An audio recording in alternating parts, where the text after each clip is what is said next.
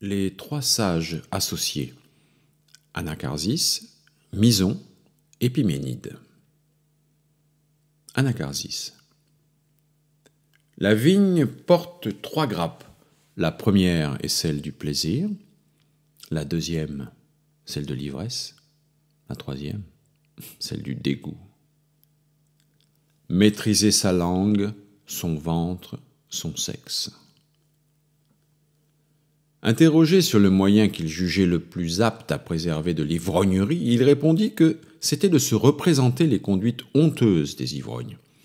Interrogé sur ce que les hommes ont à la fois de bon et de mauvais, il répondit « la langue ». Il trouvait étonnant qu'en Grèce, les spécialistes participent aux concours, mais que les juges de ces concours ne soient pas des spécialistes. Pourquoi, disait-il, interdit-on le mensonge et ment-on ouvertement dans les boutiques? Il disait qu'il aimait mieux n'avoir qu'un ami qui fût digne de l'estime de tout le monde que d'en avoir plusieurs qui ne méritassent l'estime de personne. Il disait encore que le marché se définit comme un lieu fait pour se tromper les uns les autres et pour s'enrichir. Diogène Laërce, Vie et doctrine des philosophes illustres. Anacharsis, chapitre 1, page 103-105.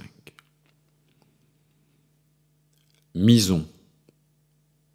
Il était misanthrope. Un jour, on l'entendit rire tout seul dans un lieu écarté de Sparte.